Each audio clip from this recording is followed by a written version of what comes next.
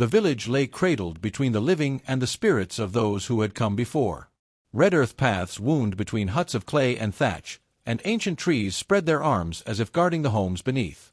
The air was heavy with the scent of burning herbs and the faint whispers of ancestors, carried on the wind through the tall grasses.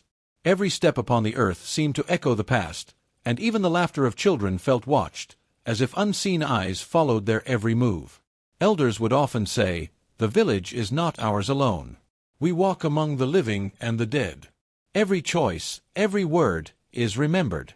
And the villagers believed it, for they had seen fortune and misfortune alike come to those who ignored the lessons of the past.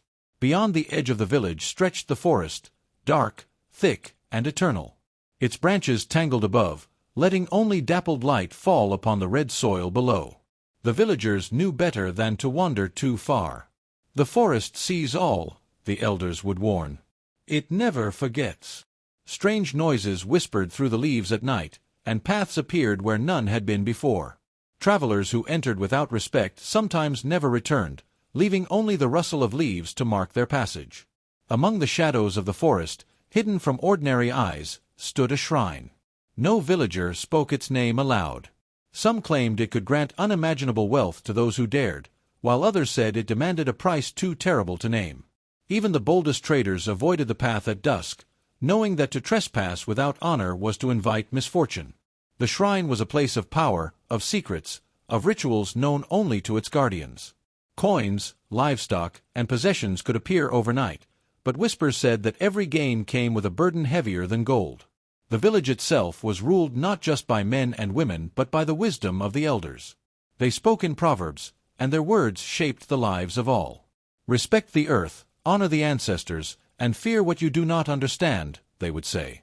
Children bowed to their elders, and even grown men listened in silence. Decisions were measured by tradition, and every action carried the weight of judgment, not only from the living but from those who had long since passed beyond the veil. In one modest hut near the river, a girl grew up under the care of her late mother's gentle hands.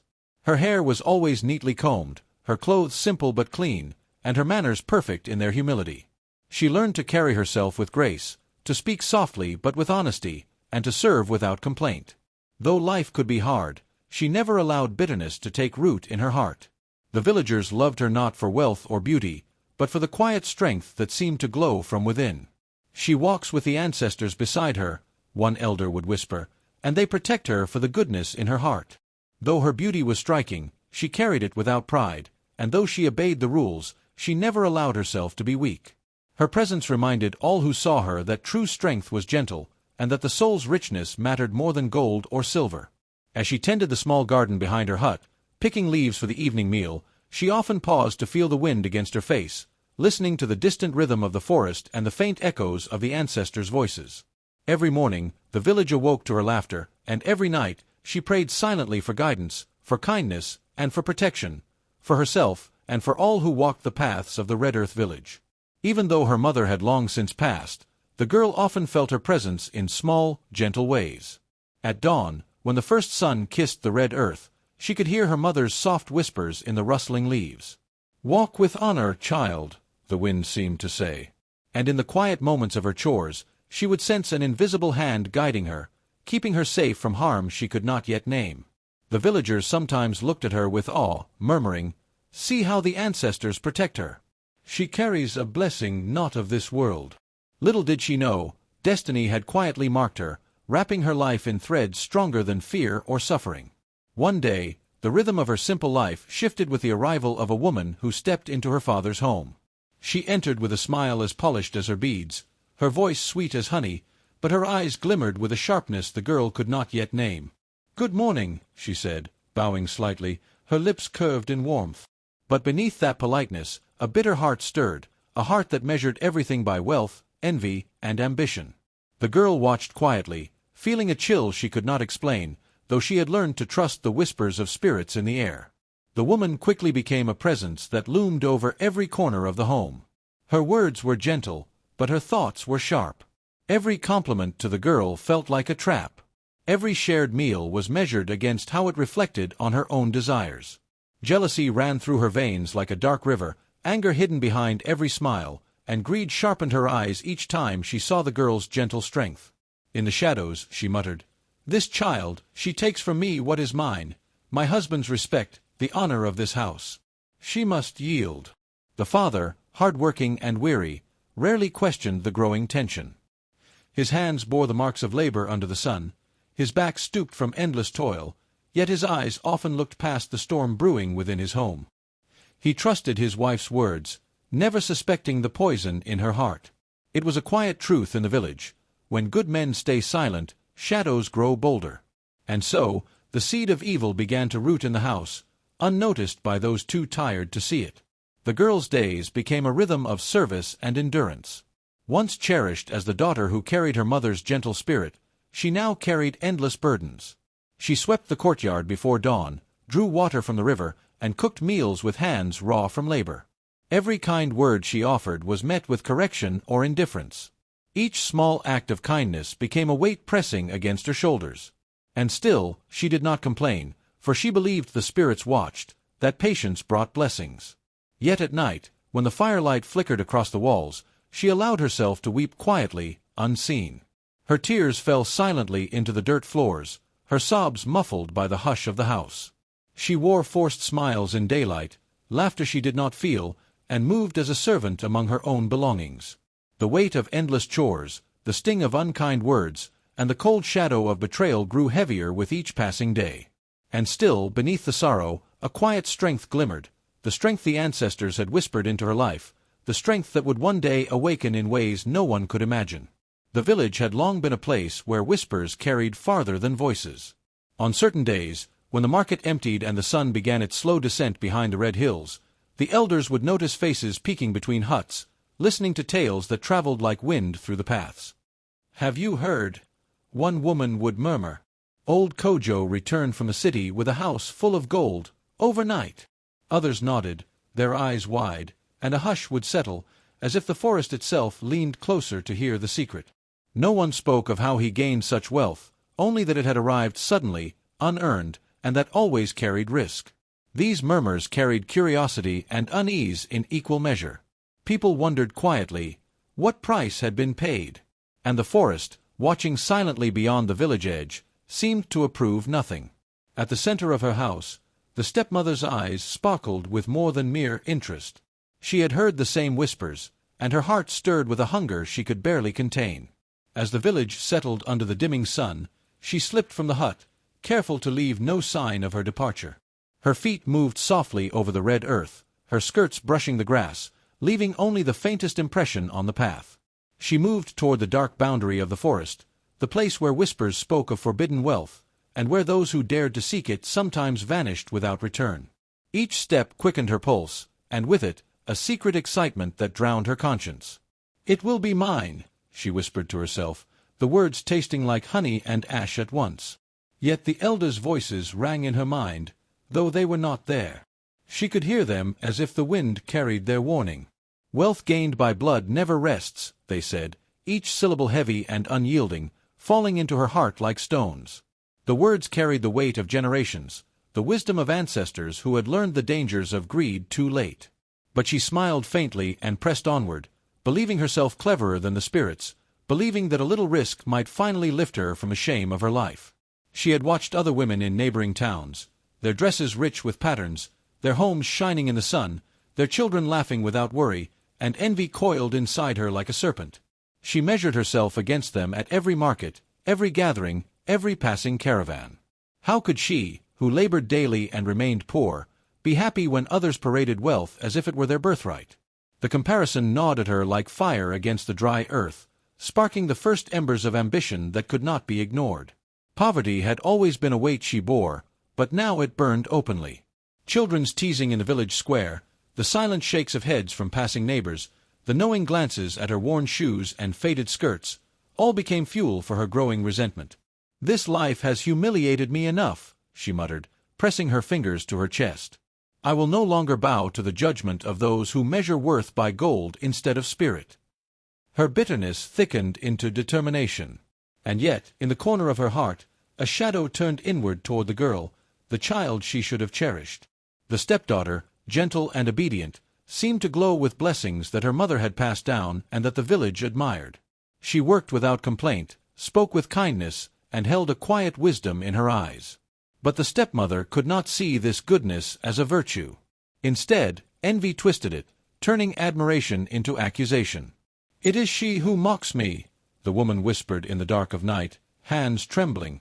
"If only she were less perfect, less favored. Then the world would be mine." Love that might have existed in her heart had dried, replaced with suspicion, a bitter anger, and a greed that would not be denied. The girl, unaware of the storm growing around her, continued her chores, collecting water from the river, tending the small garden, and preparing meals with hands that bore the lessons of patience.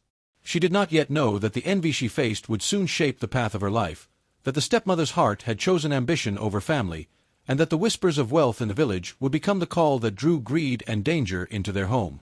Each night, when the village lay under a blanket of stars, she would lie awake in her small room, the faint wind carrying the cries of distant night creatures. Her thoughts no longer rested on simple desires or daily chores. Gold shimmered in her mind like sunlight on the red earth. Power seemed to pulse in her veins, and a quiet, dark voice whispered revenge against a world that had ignored her. "I deserve more," she muttered under her breath. "I will take what is mine, even if it sleeps in shadow." Her conscience, once a clear companion, had grown silent beneath the thunder of ambition. The stars above, so many and so distant, seemed to blink in warning, but she ignored them.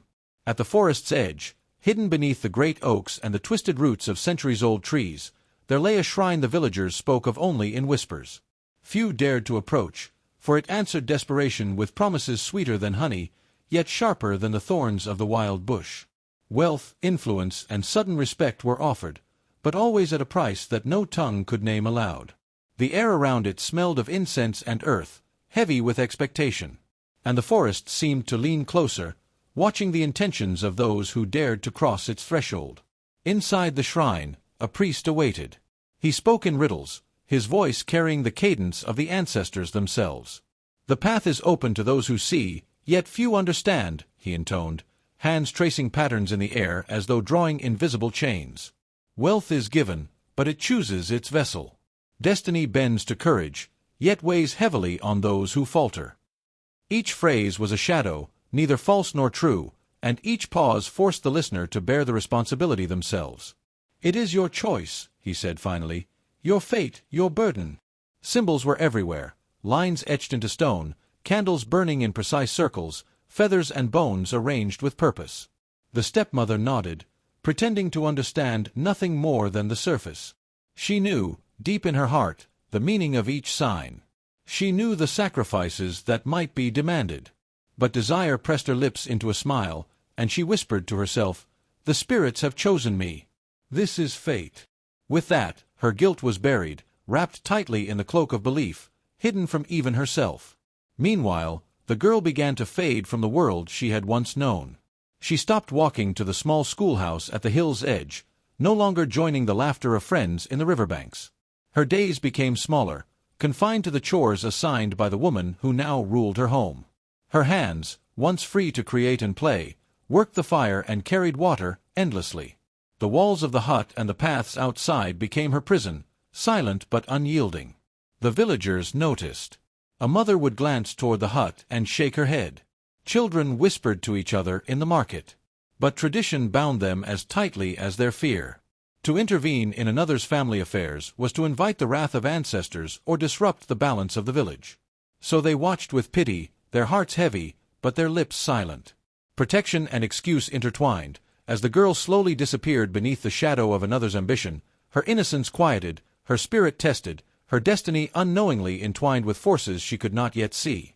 The girl carried her burdens quietly, her small hands blistered from chores, her back sore from bending over endless work. Yet she bore it all with patience.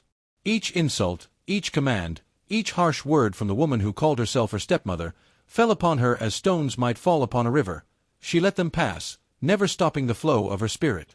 In the evenings, when the fire crackled and shadows danced across the hut, she whispered to herself, "If I endure, goodness will find me. The spirits watch." And the wind, carrying her mother's gentle voice, seemed to answer, "Endure, child. Your heart will guide you." One morning, The stepmother approached, a smile painted carefully across her lips. "Today, we go on a special journey," she said, her tone honeyed, "to seek blessings and guidance from the spirits.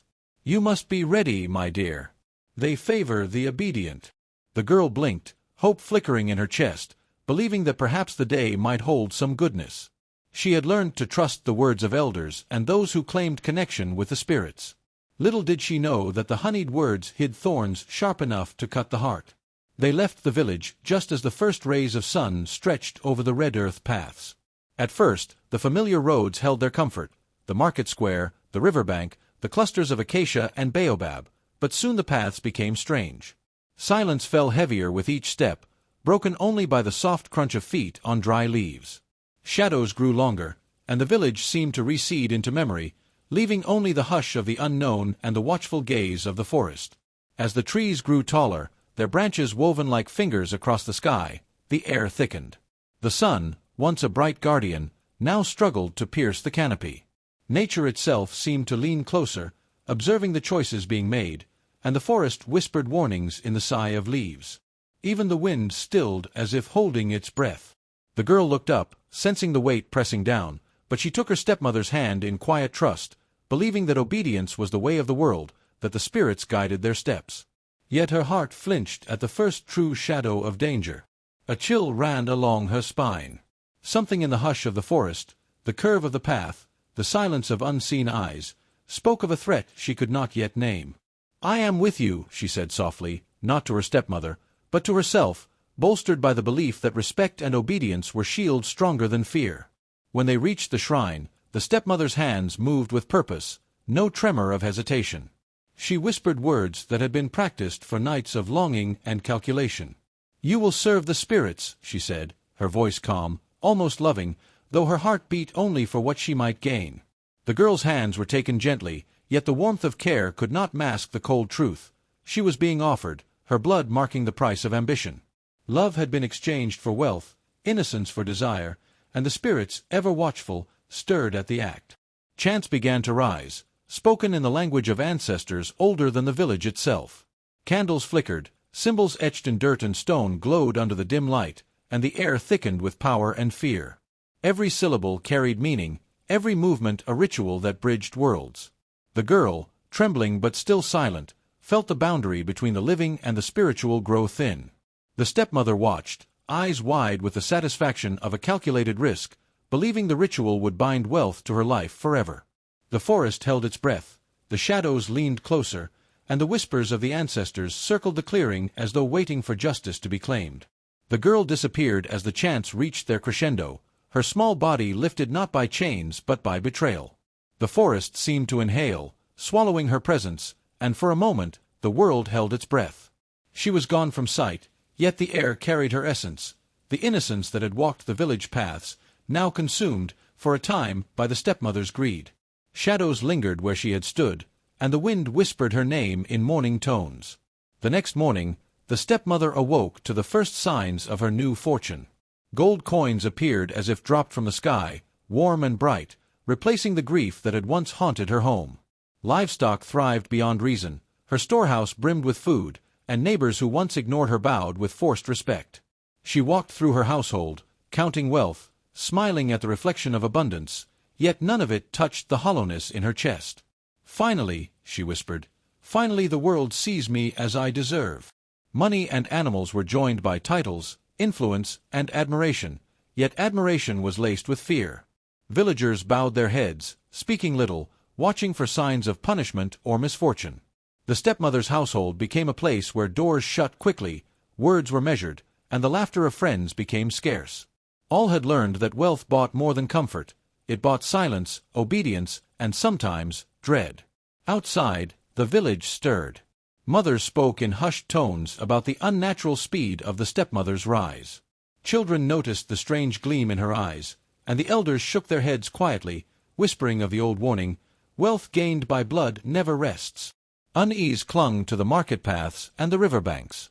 Gold that had entered the village without struggle carried a heaviness that no one dared name. It felt alive, almost restless, as if demanding more than it had given. Though her coffers overflowed, peace had fled. Night stretched long and black across her household, shadows thickening in corners where candlelight could not reach. Sleep refused her, haunted by fleeting glimpses of the girl's eyes, appearing in reflections on water, polished wood, and even her own silver comb. "It is only the wind," she murmured, yet each whisper that slipped through walls after midnight told another story, a story of the price she had paid, and the spirit she had wronged. She tried to fill the silence with music, laughter, or servants' chatter, but the voices of the unseen followed her, murmuring warnings and sorrow. Shadows flickered in her empty rooms, carrying words she could not translate, pressing against her chest and making the nights heavy, long, and insufferable. Each moment of wealth was tempered with an invisible burden, the reminder that what comes too quickly, and at the cost of innocence, carries consequences unseen but deeply felt. Even as she sat counting gold and stroking the necks of her fattened goats, she could feel it, the absence that no treasure could replace. Wealth had entered the house, but sleep, peace, and the blessing of the village had not. The forest watched, the ancestors whispered, and in the stillness of night, the first stirrings of regret began to coil within her heart, quiet but persistent, like smoke that refuses to be dispersed. Night fell heavy over the stepmother's house, yet sleep would not come. She tossed beneath blankets that smelled of wealth but carried no comfort. Firelight flickered against the walls, throwing shadows that leapt like accusing fingers.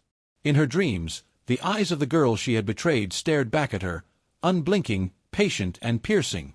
Flames licked around the edges of the visions, fire and blood mingling as if the spirits themselves were painting her conscience in vivid red. She awoke with a start, gasping. "It is only a dream," she whispered to herself, but even as the words left her mouth, she saw the reflection of those same eyes in the water she drank from, the mirror in the hallway, and the darkness of her empty rooms. The child's gaze followed her, silent yet insistent, refusing to be buried by wealth, silence, or time. Gold coins stacked high in her storerooms now felt like stones pressing upon her chest. Livestock grazed under her command, and villagers whispered her name with caution, but none of it brought joy. The laughter of her servants, once comforting, became hollow. Even the soft cooing of chickens sounded like a warning. Wealth that should have been celebration instead carried dread, and the stepmother found herself counting not her riches, but her fear. Outside, the village watched. Mothers whispered behind veils of cloth, their eyes wary, their smiles tight. Children pointed subtly, only to glance away quickly. Where admiration had once been, suspicion now lingered. The stepmother could feel the weight of every gaze, the heaviness of silence pressing through walls and doorways, leaving the air thick with doubt. The elders, wise with memory and years, observed her fortune with careful eyes. They measured the gold and livestock, but also the rhythm of life around her. Something was not balanced. The crops along her land wilted slightly, and the goats gave less milk than expected. Though respect was still spoken aloud, whispers of spiritual danger threaded through their counsel. Signs became impossible to ignore. Children fell ill without explanation. A farmer's cow died suddenly near the edge of her property. Fires she tried to light for ritual and cooking refused to burn, or smoked thickly, choking the breath of her household. Drums sounded wrong during evening ceremonies, the beats heavy and uneven, as if the ancestors themselves were warning her that the harmony she had disrupted demanded attention. In the quiet of her room, she pressed her hands against her face and murmured, "What have I done?" The eyes of the girl in her dreams glimmered in every reflection, and the firelight that should have warmed her now revealed the truth. That wealth taken through betrayal brings no peace, that spirits see what humans try to hide, and that the ancestors never send signs without reason. Each creak of the house, each whisper of the wind through the red earth paths outside, reminded her that imbalance had entered her life, and that the price of greed was only just beginning. The village was restless. Funerals that should have brought closure felt unsettled, as if the spirits themselves had refused to rest. Graves were dug and filled, yet a chill lingered in the air long after the mourners left. Birds fell silent in the trees, and the wind whispered in uneven rhythms through the red earth paths. Even the river seemed to hesitate, its waters curling strangely around the edges as though avoiding something unseen. The ancestors muttered warnings through the rustling leaves, and the community felt it in their bones. Balance had been broken, and the dead would not forgive easily. Inside her home, the father paused mid-sweep, noticing for the first time the empty space where his daughter should have been. A sharp pang of regret clutched at him, the weight of absence pressing against his chest. "Where is she?" he asked aloud, his voice trembling. The question had once been unnecessary, buried under daily work and routine, but now it rose like a stone dropped into still water, creating ripples of fear and uncertainty. He asked again, more urgently this time, questions that fell like stones inside the house. Why is she not at school? Why do her friends not come here? Silence answered him at first, the house holding its breath. Then the stepmother stepped forward, her smile tight, her eyes darting. She is busy, she murmured, her words faltering, echoing against the walls. Each lie contradicted the last, each story unraveling in the light of his growing suspicion. Confidence fled from her face, replaced by a brittle fear that gnawed at her soul. At night, as she counted gold and stroked her livestock, the weight of conscience pressed heavier than any treasure she had accumulated. Her riches, once thrilling, now seemed hollow, each coin a reminder of what had been stolen, each animal a witness to her betrayal. I thought this would bring freedom, she whispered to herself, voice breaking. I thought I would be happy. But happiness had no place here, only guilt filled the empty spaces around her. And then the shrine called again. Shadows of its darkened altar stretched in her dreams, demanding more than she had given. Chants in languages she did not fully understand rose from the earth itself. The gold and livestock had not satisfied it, the spirits hungered still. Blood wealth revealed its endless appetite, whispering that every ill-gotten blessing came with a cost not yet paid. The cries of her conscience joined the call, echoing with the voices of the girl and the ancestors alike. Even fortune, once shining and proud, began to turn its face from her. Livestock sickened inexplicably, crops withered despite care, and coins seemed to slip through her fingers as if mocking her.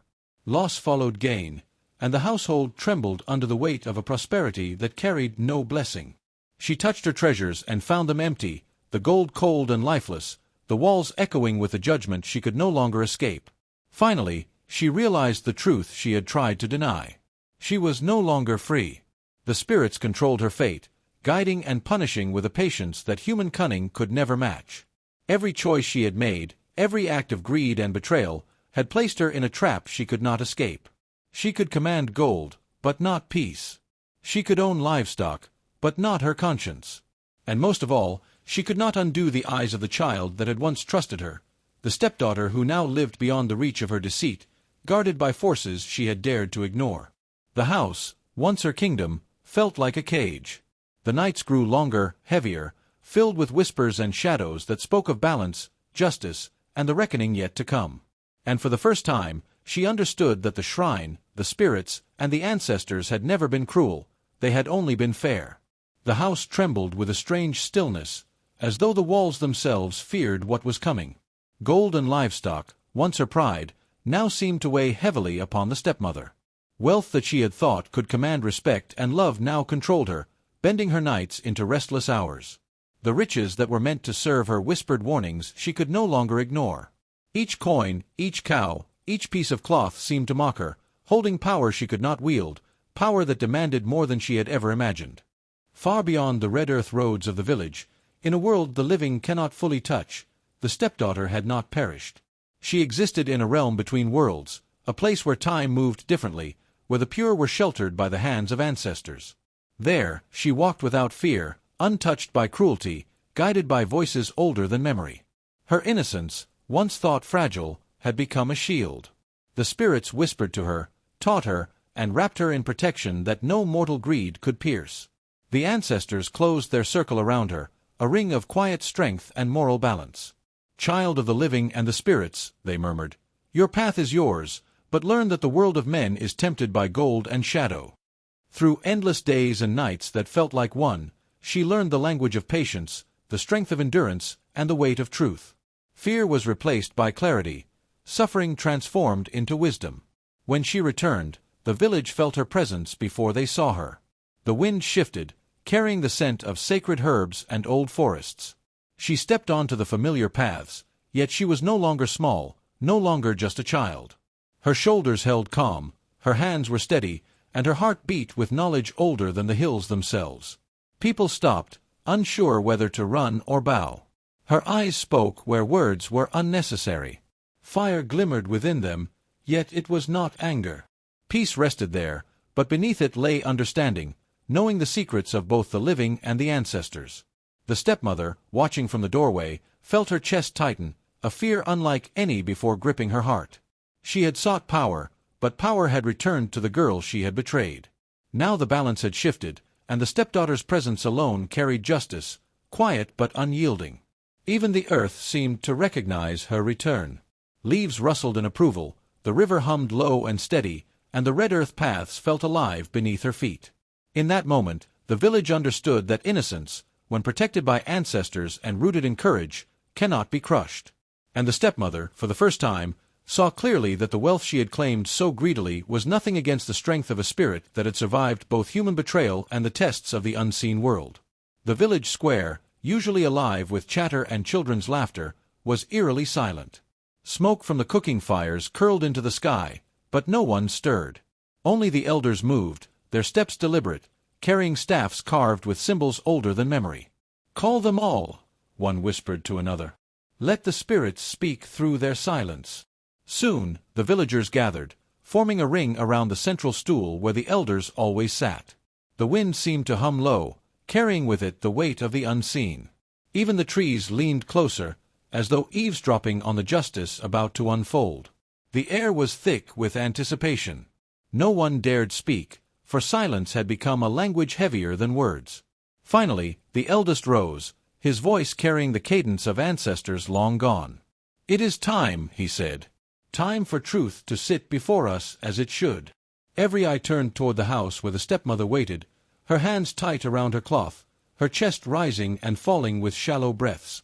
The stepdaughter stepped forward, calm and radiant despite all she had endured. She walked without fear, her eyes holding the fire of the unseen world and the peace of the spirits that had protected her. "I am here," she said softly, yet every ear heard her clearly. "I have returned." The villagers murmured, but the stepmother's face paled. Her lies, whispered like sweet promises, had nothing to stand upon. You are alive," she stammered, her voice cracking. The child she had tried to send into darkness now looked upon her with quiet strength. Guilt pressed down like the heaviest stone, and she could not move. The eldest raised a hand. "What was given for greed cannot remain with those who betray," he said, his voice carrying through the square like thunder restrained. "The shrine's promises are not blessings, they are debts. The spirits will reclaim what was taken." Suddenly, a chill swept through the gathered crowd. Gold, livestock, and treasures that had once adorned the stepmother's house trembled, then shifted as if unseen hands pulled at them.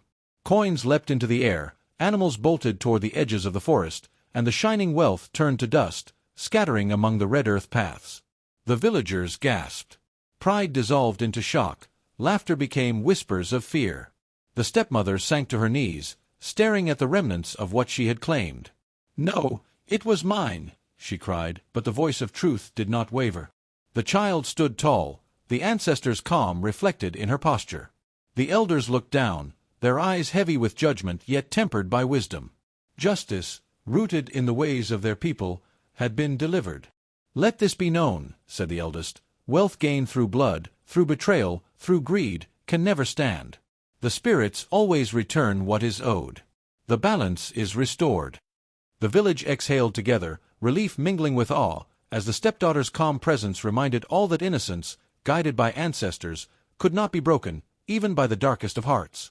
The elders rose, their eyes steady, their voices firm but not cruel. "Let it be known," the eldest declared, "that justice is not born of anger, but of law. The wrongs committed will be met with what tradition demands." The stepmother fell to her knees, her hands trembling. Gold and possessions meant nothing now, even her pride was stripped bare. She understood at last that the path she chose had led her not to glory, but to disgrace. Her punishment was public, measured by the wisdom of the ancestors, not by human rage. Outside, the village exhaled. The clouds had parted, the long drought of moral order was over. The people whispered, relieved, as harmony returned like rain on parched land.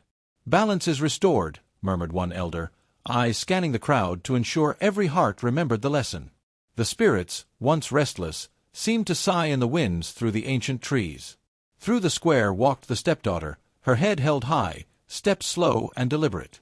She carried herself with quiet honor, the calm strength of one tempered by trials yet untouched by bitterness. Children paused in the red earth paths to watch, elders nodded in reverence, and even those who had turned away now offered their hands in welcome. She spoke softly, yet her words carried through the gathering. "I bear no anger," she said. "Mercy can be stronger than vengeance." Her forgiveness spread like sunlight across the crowd, warming hearts long shadowed by fear and suspicion. Those who had watched silently now joined in blessing, as if the village itself breathed easier at her return. Crops, once wilted by tension, began to sway with new life. Illness that had clung to children and livestock faded. The land, bound by the same balance that guided hearts, exhaled, free from the weight of greed and cruelty. Peace returned, carried not by words alone, but by the rhythm of the village's restored spirit. The stepmother remained, her house empty, her riches vanished, her influence broken.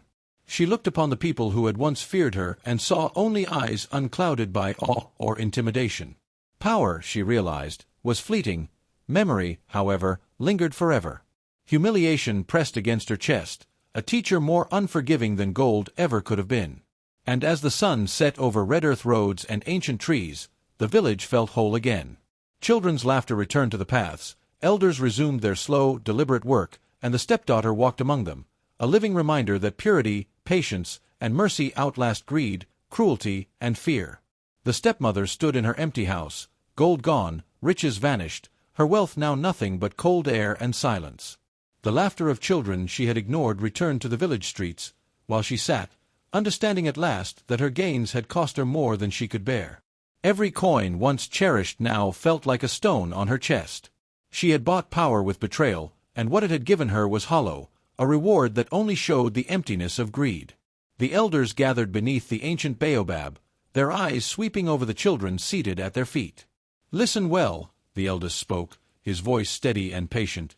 "What is done in darkness leaves a shadow long after the hand has let go." The young ones leaned closer, absorbing the weight of words that carried generations.